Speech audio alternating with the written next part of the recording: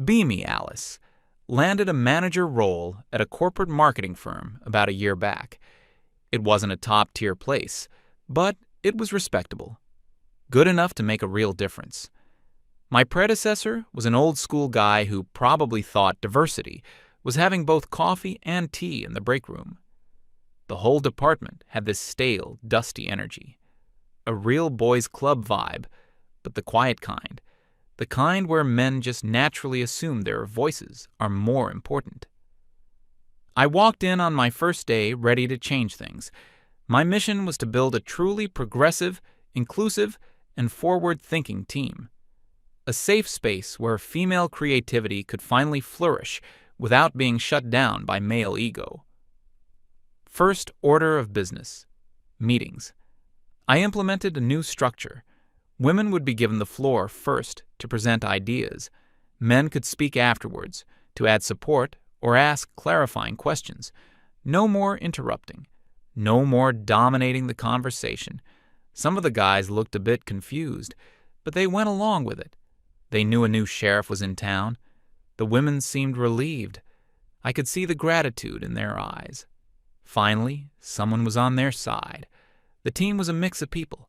A few older guys who were probably counting the days to retirement, a couple of younger, eager guys who were easy enough to mold, and several women, all competent. But I could tell they'd been conditioned to stay in the background. One of them was Marie. Sharp, capable, but quiet. A classic case of a talented woman being overlooked. I decided early on that I was going to champion her. She was going to be my success story.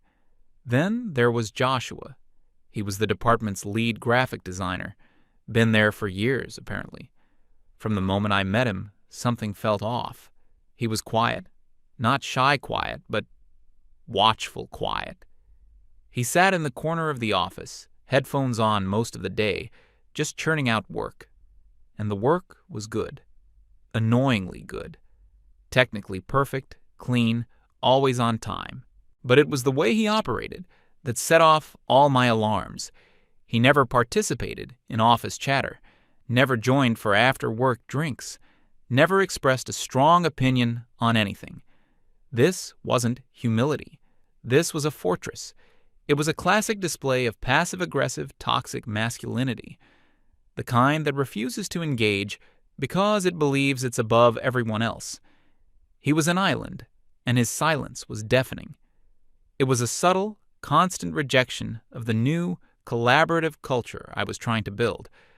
I tried to bring him into the fold during my first few weeks.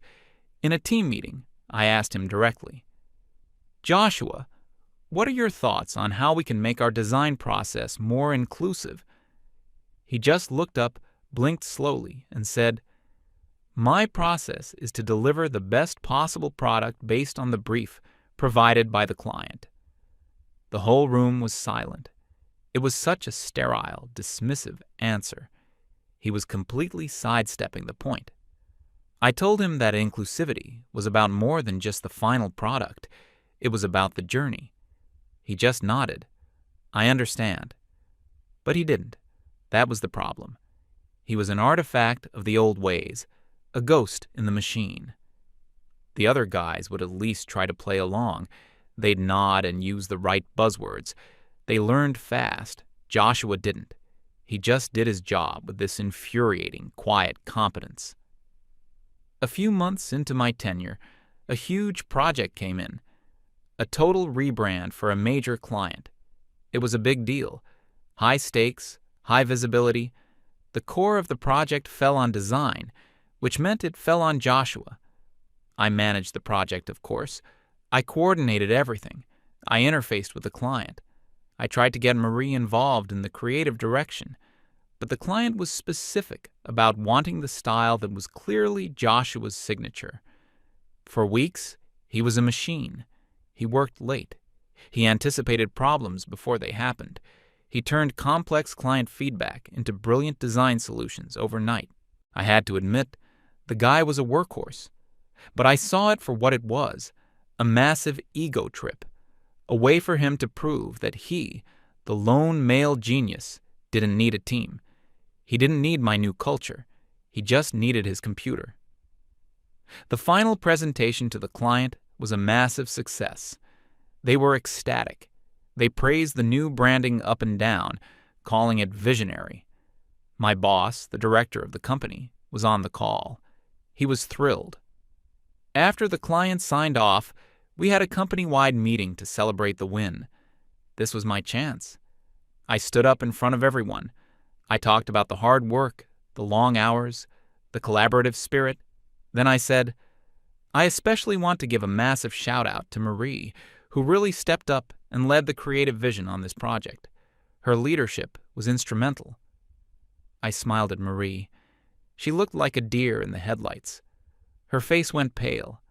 A few people in the room shifted uncomfortably. They knew who did the work. I glanced over at Joshua. I was expecting a reaction, a flash of anger, a bitter frown. Anything. Nothing. He was just sitting there, looking at me with a completely neutral expression. He gave a small, polite nod, almost imperceptible. It was the most unnerving thing I'd ever seen. He wasn't angry. He wasn't hurt. He was just nothing. This confirmed my darkest suspicions. He was a sociopath. He felt nothing. He was playing a long game, and his refusal to show emotion was his power move. My attempt to lift up a deserving woman had just bounced right off his wall of masculine indifference. After that meeting, my resolve hardened. This man was a threat to everything I was trying to build. He had to be managed. My strategy shifted from trying to include him to actively containing him. His influence, his quiet authority born from sheer competence, had to be dismantled. The first step was to publicly challenge his perfection. A few weeks later, during a routine design review for a smaller campaign, I found my opportunity. He had submitted 3 mock-ups. 2 were perfect. The third had a tiny alignment issue in the footer text. It was the kind of thing that would be caught and fixed in a final check, a non-issue. In our team meeting, I projected that specific mock-up on the big screen for everyone to see. I didn't say his name at first. I just said, "Can anyone tell me what's wrong with this picture?" People squinted. No one said anything. I zoomed in on the footer. "Right here," I said, pointing with the laser. "This shows a lack of attention to detail. This is what happens when we work in silos and don't value peer review." I looked directly at Joshua. This kind of oversight can damage client trust. It suggests arrogance, a belief that our work doesn't need a second pair of eyes. The air in the room got thick and heavy. Marie was staring at her notepad, refusing to look up. Joshua just looked at the screen, then at me. He said, "You're right. My mistake. I'll have it corrected in 5 minutes." No defensiveness, no excuses. Just a calm, simple statement. He was doing it again. He was absorbing my criticism and making it powerless. He was refusing to give me the emotional reaction I needed to prove my point. An angry outburst would have been perfect. I could have documented it as difficulty accepting feedback or hostile reaction to female authority. Instead, I got nothing. Just cold, robotic compliance. It was maddening. I felt like I was punching a ghost. The next phase of my plan was to build up Marie as a credible alternative. I started assigning her to projects that would normally go to Joshua. Small things at first, then gradually more important ones. Of course, she didn't have his technical skill or speed. Her initial drafts often needed significant rework. And who did she go to for help? Joshua. I saw them from my office. She'd quietly walk over to his desk, and he would patiently walk her through a problem, showing her shortcuts in the software or explaining a design principle. He wasn't just giving her the answer, he was teaching her. This was his new strategy. He was trying to make her dependent on him. A classic mansplaining power play. He was pretending to help while actually reinforcing his own superiority. I had to put a stop to it. I called Marie into my office for one of our regular mentorship sessions. I told her how proud I was of her growth. I said she was becoming a real leader. Then I gently brought up Joshua. I told her, I've noticed you asking Joshua for help. While collaboration is great, you need to be careful. It's important for you to develop your own problem-solving skills without relying on him. I framed it as concern for her career. Sometimes, I explained, men in senior roles will use helping as a way to keep women in a junior position. They get an ego boost from being the expert. You're too talented to be someone's sidekick. Marie looked conflicted. She said he was actually a very good teacher. I told her that was the most dangerous part. He was making her feel like she needed him. I want you to try something, I said. For the next month, if you have a problem, come to me first. We'll work through it together. Let's show everyone you don't need a crutch. She reluctantly agreed. The result was a disaster. Her productivity plummeted. Projects got bottlenecked. I was spending half my day trying to solve technical design problems that were way over my head, usually ending with me secretly Googling tutorials. I was creating more work for myself, but it was a necessary sacrifice. I was breaking their bond. I was liberating her. Throughout all this, Joshua remained the same. He never complained about his reduced workload. He just took the smaller, less interesting projects I gave him and executed them perfectly. He never asked why he was being sidelined. He never showed any resentment. He just came in, did his work, and left. His professionalism was a weapon. It was a silent protest.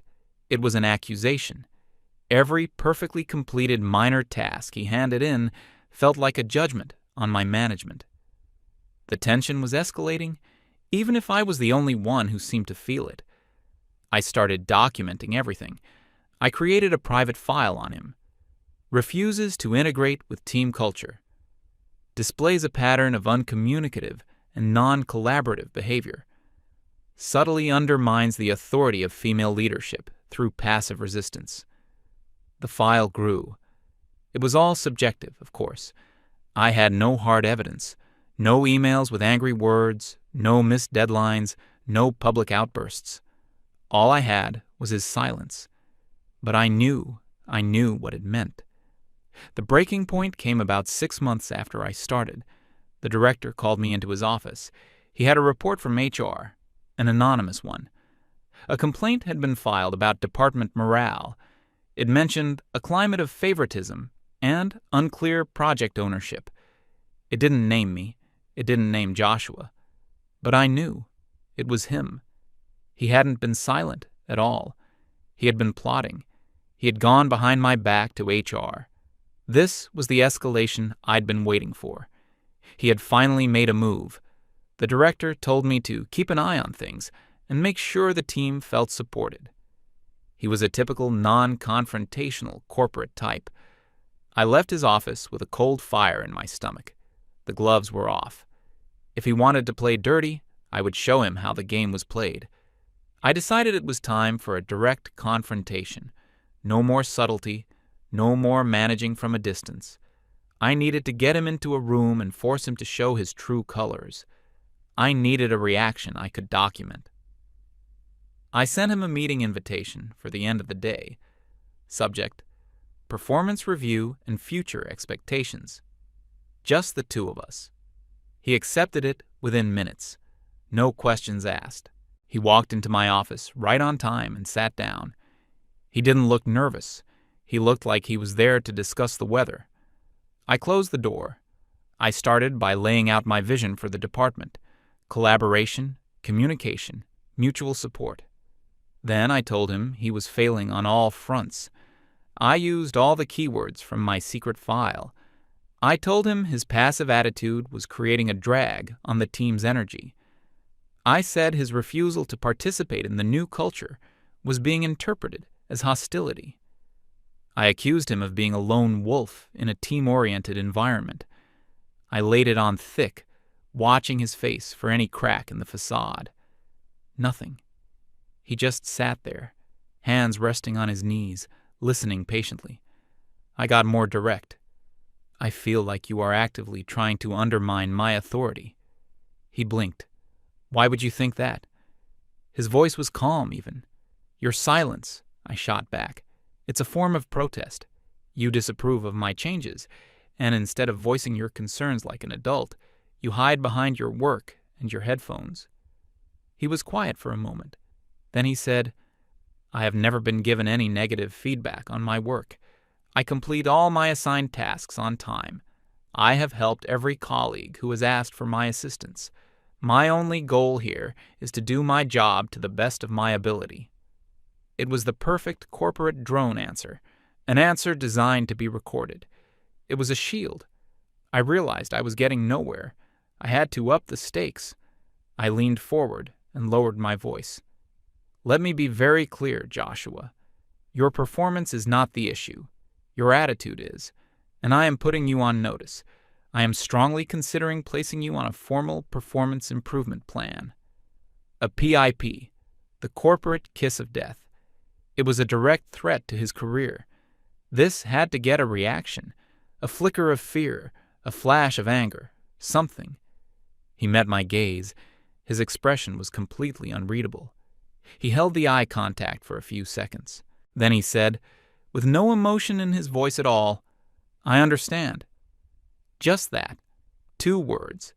He didn't ask what he could do to improve. He didn't argue. He didn't defend himself. He just accepted it. I was stunned. It was the most masterful display of passive aggression I had ever witnessed. He was daring me to do it. He was treating my ultimate threat like it was nothing.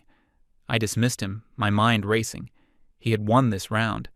But the war wasn't over. As he walked out of my office, I felt a genuine chill. I wasn't just dealing with a difficult employee. I was dealing with someone cold, calculating, and far more intelligent than I had given him credit for. That night, I decided I was done playing games.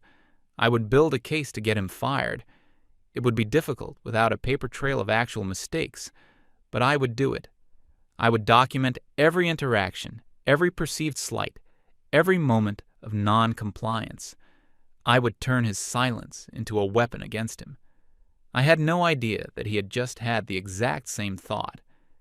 The day after I threatened him with the PIP, something changed. It wasn't obvious, but I noticed it immediately. I notice everything. He started bringing a new pen to our meetings. It sounds stupid, I know, but it was this sleek, black, slightly thicker than normal pen. He'd click it once when the meeting started, and once when it ended. He'd place it perfectly parallel to his notepad. It was a new variable, a change in the routine. And people like him, creatures of rigid habit, don't change things for no reason. My first thought was that it was some kind of nervous tic, a new way to channel his anxiety. But he wasn't anxious. He was never anxious. That was the whole problem. My second thought was that it was a message, a symbol. He was making a point in his own pathetic, silent way. I decided to ignore it. It was a distraction, a meaningless detail designed to get in my head. I was focused on the real mission, building my case. I needed a tangible failure, something I could point to that wasn't just a bad attitude. So I gave him a task that was designed to be impossible. We had a client who was notoriously difficult, always changing their mind. They needed a small set of web banners. I gave Joshua the brief, but left out a key piece of information I had from a private call with the client. They hated the color green. Hated it. The company's logo, which had to be included, was a mix of blue and green. It was a trap. I told him, the client wants something that feels fresh, organic, and vibrant. I trust your judgment. He took the brief and nodded. The pen was on the table between us. A day later, he sent me the mock-ups. They were brilliant, and they were almost entirely blue and gray, with only the tiniest legally required speck of green in the logo. He had used a clever gradient that made the blue so dominant the green was practically invisible. He had somehow anticipated the trap and disarmed it. I called him into my office. The pen was there, click. I asked him, why did you avoid using green when the brief was all about fresh and organic?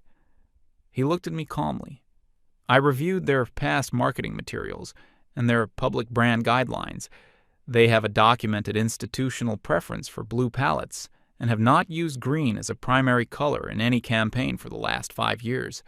I prioritize their established brand identity over abstract keywords in a brief. He had done his homework. He had outmaneuvered me with pure, infuriating competence. I felt a surge of hot anger. I leaned forward, my voice low and sharp. That's not what I asked you to do. I asked you to follow the brief. This is another example of you thinking you know better than everyone else. This is the exact kind of male arrogance I'm talking about. He didn't react. He just sat there. The pen sat there with him. I continued. You know, this is why women struggle in the workplace. We get undermined by men who refuse to listen, who think their way is the only way. You're not just being a difficult employee, Joshua. You're being an obstacle to progress. It was a beautiful speech. It was the kind of thing they should print on posters. His response? I will make a version with green. When do you need it? I wanted to scream. I wanted to throw something at his perfectly placid face. Don't bother, I snapped. I'll have Marie fix it. She knows how to listen. He just nodded. Then he reached for his pen. Click. Meeting over. He left my office, and I sat there shaking with frustration. He was untouchable. Every move I made he countered with logic and professionalism. He was turning me into the unreasonable one. He was making me the monster. It was then that I noticed he wasn't just bringing the pen to our one-on-ones. It was there in team meetings. It sat on his desk if I stopped by to talk to him. It was always there, watching. My paranoia started to grow. What was that pen? Was it just a pen? I Googled spy pens. The results made my stomach clench. Tiny cameras, audio recorders. Was he? No, he couldn't be. That was insane. It was illegal. But the more I thought about it, the more it made a terrifying kind of sense. It would explain his calmness, his refusal to get angry. He wasn't just being passive-aggressive. He was performing. He was creating a record of a calm, reasonable employee being harassed by his unhinged boss. The realization hit me like a physical blow. I felt violated, spied on. My office, my sanctuary, had been bugged. For a moment, I was scared. But then, the fear turned into something else. Righteous fury. How dare he? How dare this mediocre, silent man turn my own office against me? This changed everything. This wasn't just about getting him fired anymore. This was about destroying him. If he was collecting evidence, then I would give him the grand finale he was looking for. I let a week go by.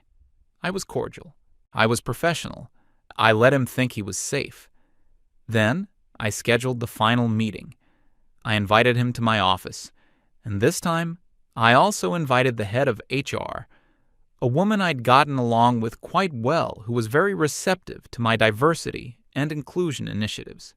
The trap was set. My word against his. And who were they going to believe? The dynamic, forward-thinking female manager or the weird, silent guy who spies on his boss? The day of the meeting arrived. I felt a sense of calm I hadn't felt in months.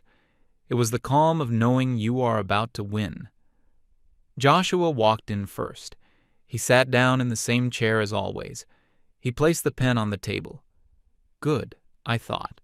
Let him record this. Let him record his own execution. The HR manager arrived a minute later. She was a pleasant, by-the-book person. She smiled at both of us. So, Alice, she said, what's this about? I took a deep breath. The performance began. I laid out my case, piece by piece. I spoke about my vision for a collaborative, open, and safe work environment. Then I described Joshua's behavior as a direct and sustained assault on that vision. I used my documented notes. On numerous occasions, Joshua has refused to participate in team-building exercises, creating an atmosphere of exclusion. He has consistently resisted new, more collaborative workflows, choosing to work in a silo which bottlenecks projects. When given constructive feedback, his response is consistently dismissive and non-receptive, indicating an unwillingness to grow or adapt to company culture. I painted a picture of a man who was not just a poor employee, but a toxic presence holding the entire team back, a relic of an old guard mentality that had no place in the modern workplace. I explained that I had tried everything: mentorship, direct feedback. I had given him every opportunity to change. I even spun the PIP threat as a last-ditch effort to save him. I warned him that his behavior was leading down a path that could jeopardize his career here, I said, looking at the HR manager with feigned sadness. But nothing changed. I went on for nearly 20 minutes. It was the performance of a lifetime. I was reasonable, concerned, and regretful. Through it all, Joshua sat perfectly still.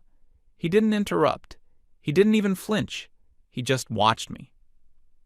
When I was finished, I leaned back in my chair. So, with great regret, I concluded, I have to recommend the termination of his employment, effective immediately. He is simply not a fit for the culture we are trying to build. The HR manager looked sympathetic. She nodded slowly. She made some notes on her pad. Then she turned to Joshua. "Well, Joshua," she said, her tone gentle, "do you have anything to say in response to this?" The whole room was silent. This was it, the final moment. Joshua did not look at me. He looked directly at the HR manager. He said, "Yes, I do." His voice was exactly the same as always, calm, measured, flat. "Everything Alice just said is a subjective interpretation of events," he began, "and it's a narrative she has been constructing for months, a narrative that is completely contradicted by the factual record." The HR manager frowned slightly. "What factual record are you referring to?" Joshua slowly reached forward and picked up the pen from the table. "This," he said, holding it up, "this is not just a pen. It is a digital audio recorder. And for the past 3 months, ever since the day Alice threatened my career in a private meeting with no witnesses, I have been recording every single professional interaction I have had with her." The blood drained from my face. The air left my lungs. It was real. The HR manager's eyes widened. "You've been recording her?" "To protect myself," Joshua said, his voice unwavering, "to create the factual record that I knew I would need. A record to protect my career from a manager who openly stated her intention to target me based on my perceived attitude and my gender." I found my voice. It was a strangled whisper. "That's illegal. You can't record me without my consent." Joshua turned his head and looked at me for the first time. The emptiness in his eyes was gone. It was replaced by something that looked like cold, hard pity. "You should check the state laws," he said. "In this state, only one party needs to consent to a recording," and I consented. He turned back to the HR manager, who now looked like she had seen a ghost. "I have over 14 hours of audio," Joshua continued. "Audio of Alice telling me that male arrogance is the reason she's critiquing my work. Audio of her stating that men on the team need to step back and take on support roles, while she gives lead roles to women, regardless of experience." He paused. "I have a recording of her telling me, and I quote, 'You know, Joshua, such as you, this is the anchor that pulls the whole society back. You're just afraid of strong women.' That was from our meeting 2 weeks ago. And I have the full, unedited recording of the meeting where she falsely attributed my work on the rebrand project to Marie in front of the entire company." He placed the pen gently on the table. "The audio files are all dated, time-stamped, and saved on a cloud server. I can email you the link right now. You can listen for yourself. You can hear the difference between her official story and what she actually says when she thinks no one is listening." No one spoke. The only sound was the hum of the air conditioner. I was frozen. My mind was a blank wall of white noise. This wasn't happening. The HR manager looked from the pen to my face, then back to the pen. The professional, friendly mask had evaporated. Her face was a mixture of horror and pure, unadulterated legal panic. She stammered, I think we need to pause this meeting. Joshua nodded. I agree. I will send you that link. I expect you and the company's legal counsel to review it thoroughly before we have any further discussions about my employment. He stood up. He picked up his notepad and his pen. He looked at the HR manager and said, Thank you for your time. He didn't even look at me. It was as if I no longer existed. Then he walked out of the room and closed the door behind him. I was left alone with the HR manager. She was staring at the spot on the table where the pen had been. She wouldn't look at me. Alice, she started, her voice barely a whisper. What did you do? The next 48 hours were a blur. I was told to go home, to not contact anyone from the office. My work email and Slack were deactivated remotely. I just sat on my couch, staring at the wall, replaying every conversation, every word. I had been so sure of myself, so certain I was on the right side of history. He had used my own words, my own progressive ideology, as a weapon against me. He had turned my crusade for justice into a case for workplace discrimination. The call came 2 days later. It was the director. His voice was cold, stripped of all its usual corporate pleasantries. He didn't ask for my side of the story. He said their lawyers had reviewed the audio. He said my actions had exposed the company to significant legal and financial liability. He gave me 2 options. Option 1, the company fires me for cause, for gross misconduct. They fight my unemployment claim, and they provide no severance. And, he added, they would not stand in the way if Joshua decided to pursue a personal lawsuit against me. Option 2, I resign, effective immediately. I sign a non-disclosure agreement. In return, they give me 2 weeks severance and a neutral reference. And they handle the Joshua situation internally. He gave me 10 minutes to decide. There was no choice. I had been completely and totally defeated. I took the deal. I typed up my resignation letter with shaking hands and emailed it to him. The next day, I had to go back to the office to collect my personal belongings. They made me come after hours, so no one else would be there. As I was packing my sad little box of desk plants and coffee mugs, I saw him.